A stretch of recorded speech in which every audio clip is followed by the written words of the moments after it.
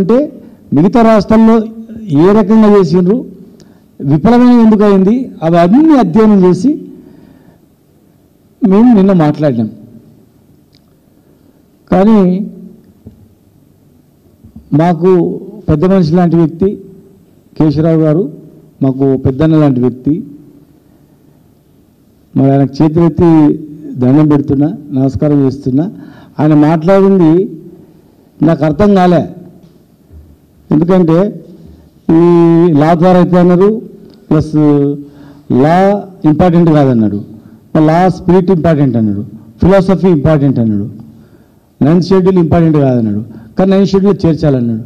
అసలు ఏం అర్థం కాక ఇవన్నీ కూడా ఒక ముగ్గురు నలుగురితో మాట్లాడినా, వాళ్ళకు ఎవరికి అర్థం కాలే. సెంట్రల్ యూనివర్సిటీలో కూడా అడిగిన, జర ఎక్కువ చదువుకుంటారు కదా అని వాళ్ళు అడిగిన, వాళ్ళు కూడా అర్థం కాదు. అంటే ఆయన లెవెల్లో అర్థం చేసుకునేటువంటిది, అంటే పెద్ద ఇంటెలెక్చువల్, వాస్తవంగానే చాలా ఇంటెలెక్చువల్ వ్యక్తి, నాలెడ్జ్ పర్సన్, చాలా నాలెడ్జ్ పర్సన్, దానిలో ఎవరు కూడా అనుమానం లేదు. అట్లా అవలీలాగా ఏదైనా చెప్పగలుగుతాడు. మొన్నటి వరకు మా దగ్గర మా పార్టీలో ఉన్నప్పుడు కూడా ఉపనాయకుడిగా ఉన్నాడు, రాజ్యసభ మెంబర్గా ఉన్నాడు, చాలా పెద్ద నాయకుడు. రేపు మా సార్ అంటుంటే ఎప్పుడైనా మనంగా పవర్ఫుల్ కేంద్రం మన చేతులకు, మనం చెప్పినట్టు అయిన చేతులకు వచ్చినప్పుడు కేశవరావు గారు గవర్నరో లేకపోతే ఇంకా అవసరం అనుకుంటే మన అవకాశం వస్తే ఆ రకంగా వేయాలని అనే స్థాయిలో ఉన్న వ్యక్తి. మరి ఏం చేసినప్పుడు కాంగ్రెస్లోకి పోయిన తర్వాత పాపం మరి వారు మాట్లాడి మాకు అర్థమైతే లేదు. దానికి పూర్తి బాధ్యత కాంగ్రెస్ పార్టీ, నిజంగా చెప్తుంది. ఎందుకంటే ఆయన మాట్లాడేది అర్థమవుతలేదంటే నిజంగా మాకు బాధ అవుతుంది. అసలు మాకు అర్థమవుతలేదు, ఎవరికి అర్థమవుతలేదు. ఏదైనా జరిగితే మాత్రం వాళ్ళదే బాధ్యత, కాంగ్రెస్ పార్టీదే బాధ్యత ఇది. ఆయన తర్వాత చాలామంది రకరకాలుగా మాట్లాడుతూ ఉన్నారు, వాళ్ళకు సహకరించాలన్నారు. ఏం సహకరించాలా? తప్పు చేసి సహకరించాలా? అర్థమే, అది కూడా అర్థం కాలే మాకు. వాళ్ళకు సహకరించండి, మంత్రులకు సహకరించండి అని చెప్పేసి అసెంబ్లీలో సహకరించినాము, అట్లా వచ్చి వాళ్ళకి తయారని చెప్పినాము. ఏ రకంగా సహకరించాలా? ఎలక్షన్లో ఏమన్నా వీళ్ళకి ఓటు వేయండి అని చెప్పాలా? ఒకవేళ రేపు ఫెయిల్ అయిపోయి కూడా పోతే వీళ్ళకి ఓటు వేయండి, ప్రయత్నం చేసిండ్రు అని సహకరించాలా? ఎట్లా సహకరించాలా? ఇలా పెద్ద మనిషి అక్కడ ఏమంటే కొట్లాడి బెదిరించడం చేస్తా అనుకున్నాం, కానీ ఈరోజు మాకు అర్థం కావట్లేదు. ఎందుకంటే మేము అనలేము, కానీ ఆయన మాట్లాడేది మాకు అర్థం కాలేదు. ఏమైనా జరిగితే మాత్రం కాంగ్రెస్ పార్టీ పూర్తి బాధ్యత వహించాల్సి వస్తుంది.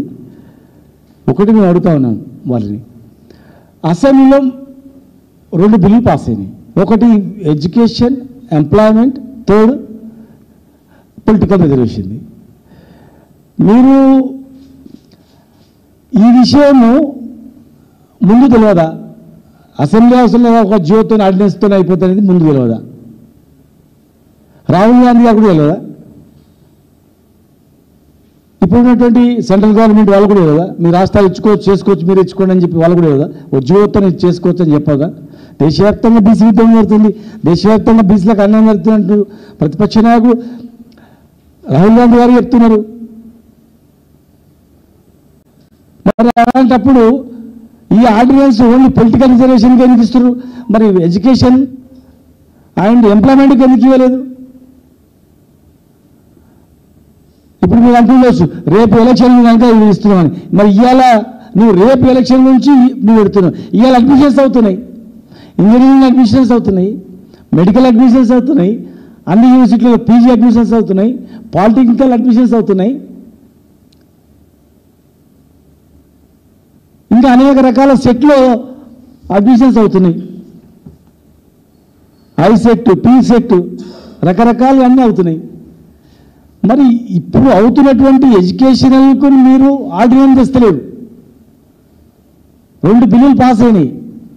ఎడ్యుకేషన్ ఇప్పుడు నడుస్తుంది, రేపు ఎలక్షన్ దానికి మీరు ఇలా ఆర్డినెన్స్ తెస్తున్నారు. ఇవాళ జరుగుతున్నటువంటి ఎడ్యుకేషన్లో మీరు ఎందుకు ఇస్తలేరు? ఇదే క్యాబినెట్లో 20,000 ఉద్యోగాలు రిక్రూట్మెంట్ అని అన్నారు, ఆమోదం తెలిపారు. రేపు 20,000 ఉద్యోగాలకు రిక్రూట్మెంట్ అవుతుంది. మరి దానికి కూడా 42% రిజర్వేషన్ ఇవ్వాలని చెప్పి ఎందుకు ఆర్డినెన్స్ తెస్తలేరు? పెద్దలు కేసీరావు గారు కూడా నేను వాళ్ళు చెప్పాల్సిన అవసరం ఉంది. వారు కూడా 2 బిల్లులు పాస్ చేసిన తర్వాత 3 అంశాల మీద, education, employment and political reservation మీద స్థానిక సంస్థలలో. స్థానిక సంస్థల గురించి మీరు చేసినప్పుడు అదే క్యాబినెట్లో 20,000 ఉద్యోగాలు భర్తీ చేస్తాం, రకరకాల ఉద్యోగాలు భర్తీ చేస్తాం అనేటువంటి ఉద్యోగాలకు మీరు ఎందుకు ఆర్డినెన్స్ ఇస్తలేరు? ఈరోజు జరుగుతున్న అడ్మిషన్స్కు ఎందుకు మీరు ఆర్డినెన్స్ ఇస్తలేరు?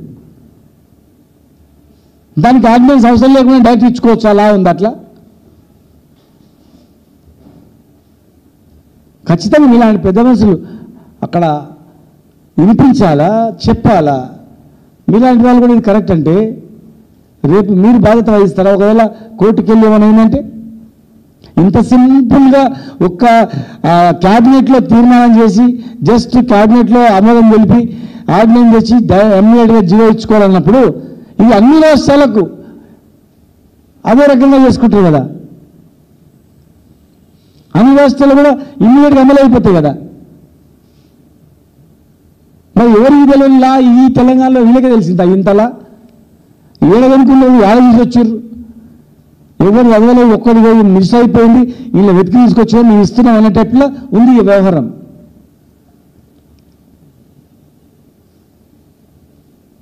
రాహుల్ గాంధీ గారు మోడల్ అన్నారు, తెలంగాణ మోడల్ అని వీళ్ళు అంటున్నారు. తెలంగాణ మోడల్ అంటే కొత్తగా అనుకున్నాం మేము, ఇది మోడలా?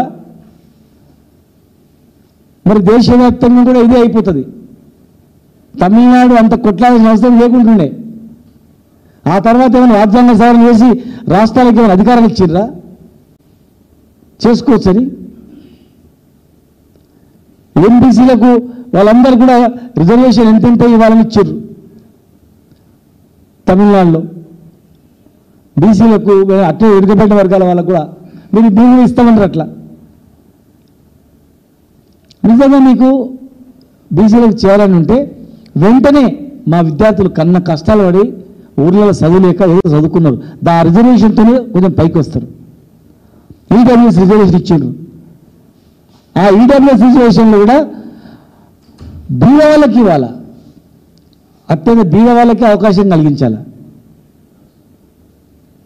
బీద వాళ్ళకి ఎంత అవకాశం కలిగిస్తే మేమందరం ఒప్పుకుంటాం, బీద వాళ్ళకి అవకాశం కలిగించాలా.